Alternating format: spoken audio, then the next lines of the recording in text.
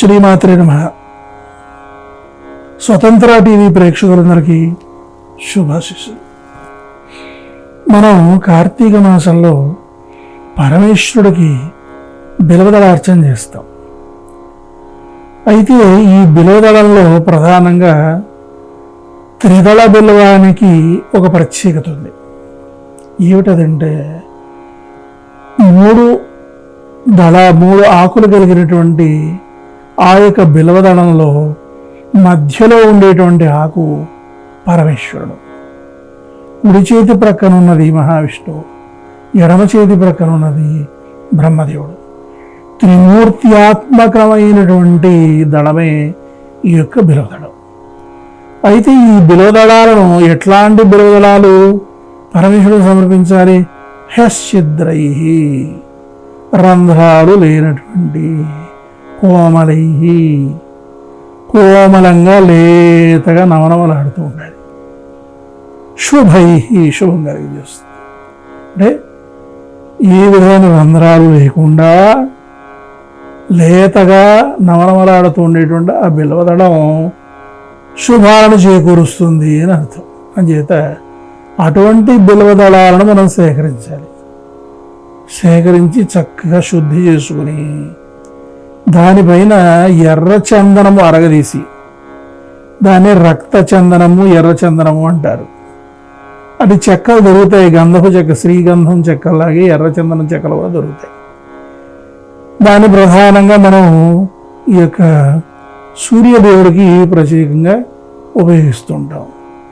అయితే ఇక్కడ ఏమిటి, ఈ బిల్వదళం పైన ఈ గంధపు చెక్కను అరగదీసి వచ్చినటువంటి రక్త చందనంతో హ్రీం అనేటువంటి బీజాక్షరం 3 దళాలపైన వ్రాసి ఆ దళాన్ని కనుక సహస్రనామాలతో పరమేశ్వరుడికి సమర్పించినట్లయితే శివశక్తుల యొక్క అనుగ్రహం సంపూర్ణంగా సిద్ధించి అష్టదారిద్ర్యాలు తొలగిపోయి అష్టైశ్వర్య భోగభాగ్యాలు సిద్ధిస్తాయి. ఇది రహస్యాతి రహస్యమైనటువంటి ఉపాసనా విధానంగా దేవీ భాగవతంలో స్పష్టంగా చెప్పబడింది. అంచేది ఈ కార్తీక మాసంలో ఈ కోమలమైనటువంటి రంధ్రాలు లేనటువంటి నవనవలాడిపోతున్నటువంటి చక్కటి బిల్వదళాన్ని సేకరించి ఈ విధంగా ఎర్రచందనంతో హ్రీంకార బీజాక్షరం రాసి సహస్రనామార్చన చేసి చూడండి. మీ తలరాతలు మారకపోతే నన్ను అడగండి. ఎందుకంటే మేము ప్రతి సంవత్సరం కూడా విశేషించి ఈ యొక్క హ్రీంకార బీజాక్షరం రాసి శివారాధన చేయడం అనేది జరుగుతుందన్నమాట. అంచేత నేను చెప్పేటువంటివన్నీ కూడాను ఆగమాలలో, పురాణాలలో, అదేవిధంగా శివార్చన విధానంలో చెప్పబడినటువంటి విశేషమైనటువంటి ఆరాధనా క్రమాలే మీ అందరికీ కూడా చెబుతున్నాను. ఇవన్నీ ఏవో కల్పితాలు కాబట్టి నేను మాట్లాడే ప్రతి మాటకు కూడా శాస్త్రాధారం ఉంది. చేత సశాస్త్రీయంగా ఆరాధన చేసేటువంటి ఆరాధన అఖండ ఫలాన్ని సిద్ధింపజేస్తుంది అని చెప్పి పరమేశ్వరుడే పార్వతీ అమ్మవారికి స్వయంగా చెప్పడం జరిగింది.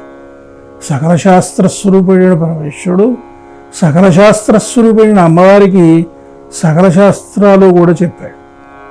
ఎవరి కోసం పార్వతీ అమ్మవారు అడుగుతుంది, స్వామి జనులు అనేకమైన కష్ట నష్ట దుఃఖ దారిద్ర్యాలను అనుభవిస్తున్నారు కదా, అటువంటి ఈతి బాధల నుండి సులభంగా బయటపడేటువంటి మార్గాలన్నీ కూడా సెలవీయండి అంటే ఆ పరమేశ్వరుడు ఈ ఉపాసనా క్రమం అంతా కూడా పార్వతీ అమ్మవారికి మన కోసం చెప్పాడు.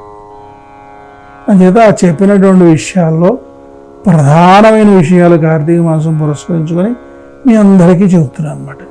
వీటన్నిటి కూడా శ్రద్ధగా మీరు గుర్తుపెట్టుకుని ఆచరించి విశేష ఫలితాలు పొందిన తర్వాత సంతోషంగా మీరే అనుకుంటారు, స్వామి చెప్పింది యథార్థము, సత్యము, చక్కటి సత్ఫలితాలు వచ్చాయని చెప్పేసి మీరు మనసులో భావిస్తారు.